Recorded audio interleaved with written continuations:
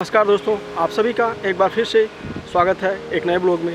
दोस्तों, अभी मैं हूँ एक ऐतिहासिक जगह पे, जहाँ पे पहली बार 10 लोग मॉरिशस में आए थे। दोस्तों, मॉरिशस की खोज अरबों ने की थी और वो कुछ दिन यहाँ रहे और चले गए। उसके बाद 10 लोग आए। पहली बार 10 लोग यहाँ पे उतरे थे।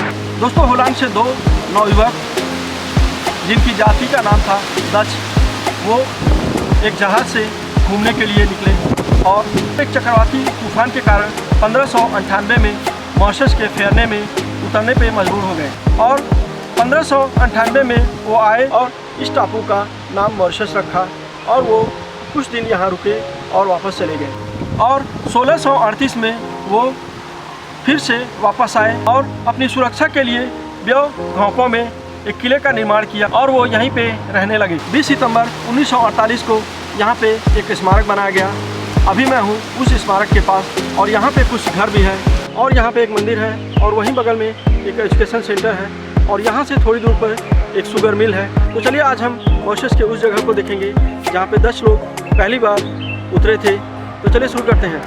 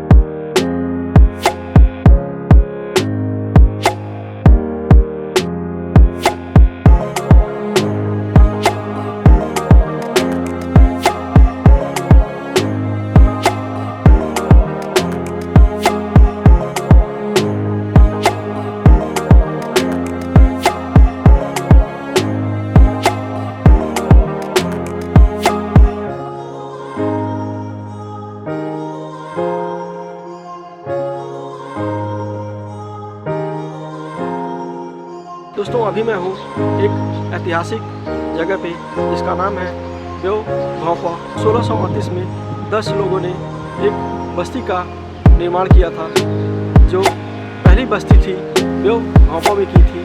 और अपनी सुरक्षा के लिए उन्होंने एक किले का निर्माण किया जिसका नाम था फ्रेडरिक हेनरी।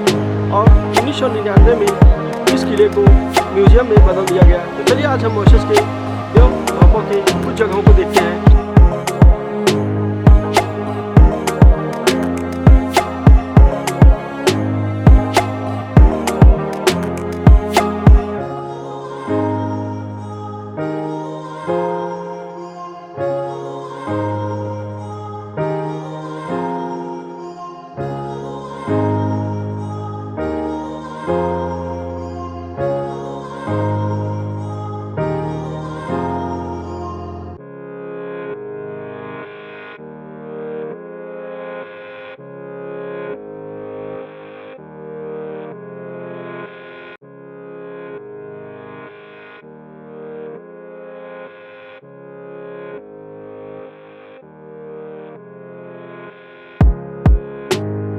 ये मोटी मोटी दीवारें डच शासनकाल की बनाई गई हैं और अब ये खंडहर बन चुकी हैं। और अपने प्रवास के दौरान उन्होंने मॉरिशस में एबोनी नाम के पेड़ को काट के निर्यात कर दिया और कई स्थानीय जानवरों को मार के खा गए। अपने प्रवास के दौरान उन्होंने डोडो नाम के पक्षी को समाप्त कर दिया। और यहीं बगल में समुद्र तट है और समुद्र तट के पास में ही एक छोटा सा सुंदर चर्च है और काफ़ी पर्यटक इसे देखने के लिए यहाँ आते हैं। कई जानकारों का कहना है कि फ्रांसीसी शासन की शुरुआत होते ही कई परेशानियों का सामना करना पड़ा और 1710 ईस्वी में उन्होंने मॉरिशस को छोड़ दिया। ये दीवारें पत्थर से बनाई गई हैं और आज ये खंडहर बन चुकी हैं। तो चलिए आगे चल के कुछ और देखते हैं।